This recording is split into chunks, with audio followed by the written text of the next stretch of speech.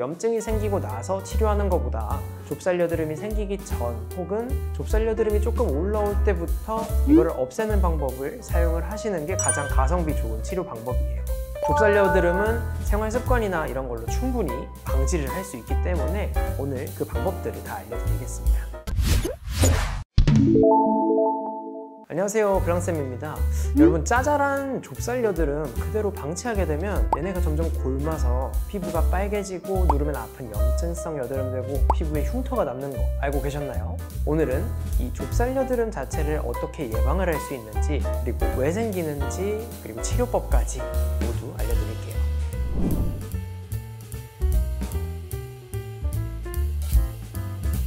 우리 살면서 얼굴에 좁쌀 여드름이라고 하는 여드름 트러블이 안 생긴 분들은 없을 거예요.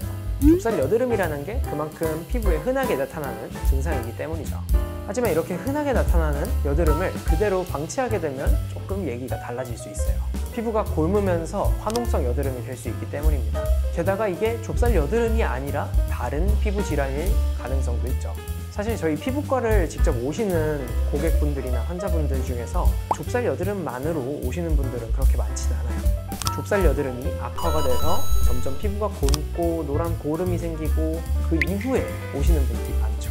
사실 이렇게 피부가 빨갛게 변하고 염증이 생기고 나서 치료하는 것보다 좁쌀 여드름이 생기기 전 혹은 좁쌀 여드름이 조금 올라올 때부터 이거를 없애는 방법을 사용을 하시는 게 가장 가성비 좋은 치료 방법이에요.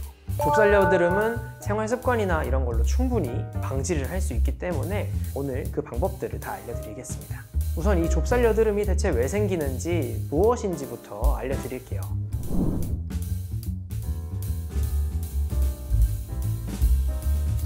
우리가 평소에 화이트헤드, 블랙헤드 이런 이름 들어보셨을 텐데요. 화이트헤드라고 부르는 게 바로 이 좁쌀 여드름이죠. 피지가 많이 분비되거나 아니면 모공이 막히거나 해서 생기는 거기 때문에 피지가 많이 분비되는 T존이라고 하는 부위에 보통 많이 생기게 됩니다. 그럼 지금부터는 좁쌀 여드름이랑 헷갈릴 수 있는 유사한 다른 피부 질환들을 좀 설명을 드릴게요.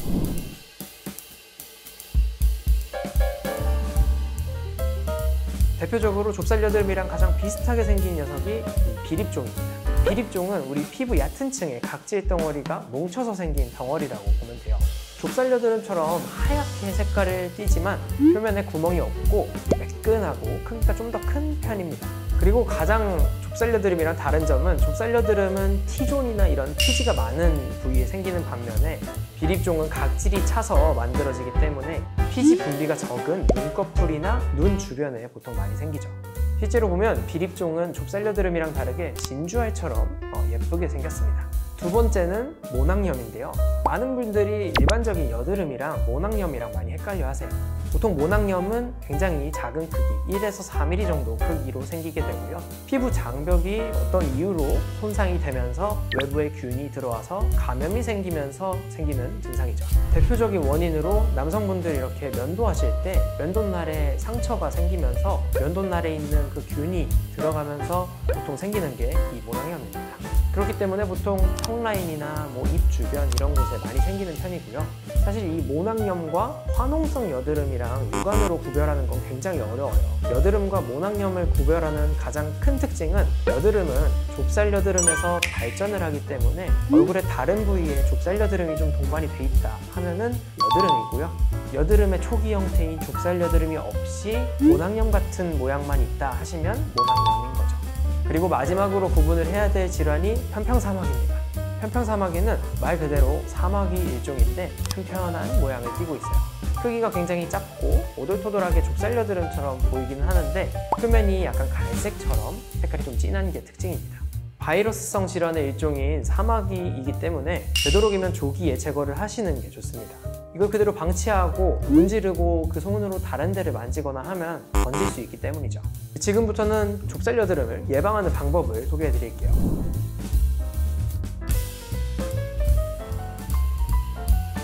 그 첫 번째 방법은 생활습관 교정하기입니다. 뻔한 얘기일 수 있는데 뻔한 거일수록 가장 중요한 법이죠. 여드름이 생기는 상황을 생각을 해보면 잠을 못 자거나 스트레스를 많이 받거나 여성분들은 생리 주기 이럴 때 여드름이 보통 많이 올라오는데요. 이거를 돌려서 말하면 그런 원인들을 제거를 해주면 여드름이 덜 나게 되겠죠. 잠을 충분히 자주고 스트레스를 좀 덜 받고 단 음식이나 너무 매운 음식, GI 지수가 높은 음식 이런 것들을 피해주시면 여드름이 확실히 덜 생기는 걸 보실 수 있을 겁니다. 두 번째 방법은 스킨케어를 신경을 써주는 건데요. 좁쌀 여드름은 피지가 많이 생겼는데 이게 배출이 못 되고 모공 속에 갇혀서 생긴다고 했죠. 그렇기 때문에 이 모공을 막을 수 있는 제품들이 있다면 이것도 좁쌀 여드름을 만드는 원인 중에 하나입니다. 보통 이렇게 모공을 막을 수 있는 화장품들을 코메도제닉한 화장품이라고 말하는데요. 되도록 피부에 유분기가 많은 지성 피부인 분들은 이런 코메도제닉한 제품보다는 넌 코메도제닉한 제품인지 확인을 해보시고 사용을 하시는 게 좋겠죠. 요즘에는 화장품 어플 같은 것들이 잘 돼 있어서 코메도제닉한 성분인지 넌 코메도제닉한 성분인지 그런 게 다 나와 있으니까 그런 걸 보시고 제품을 구매하시는 게 좋겠네요. 세 번째 방법은 바로 바르는 약을 사용하기입니다. 두 가지 방법을 사용을 하시고도 좁쌀 여드름이 생긴 분들은 이때는 약을 쓰는 게 좋겠죠. 바르는 약 중에 대표적으로 좁쌀 여드름에 쓰는 약이 디펠린겔, 아다팔렌 같은 성분이 들어가 있는 제품인데요. 과도하게 피지가 생성되는 것을 막아주고 동시에 피부에 있는 각질을 조금 벗겨주기 때문에 말 그대로 좁쌀 여드름이 생기는 원인 두 가지를 둘 다 막아주는 역할이죠. 이뿐만 아니라 아다펠렌 성분은 염증을 줄여주는 효과까지 있어서 좁쌀 여드름이 염증성 여드름으로 악화되는 것도 막아주기도 합니다.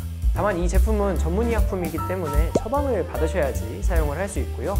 효과가 좋은 만큼 부작용도 크기 때문에 신중하게 사용을 하셔야 돼요. 대표적인 부작용이 피부를 벗겨내는 성질이 좀 있기 때문에 피부에 자극이 많이 될 수 있습니다.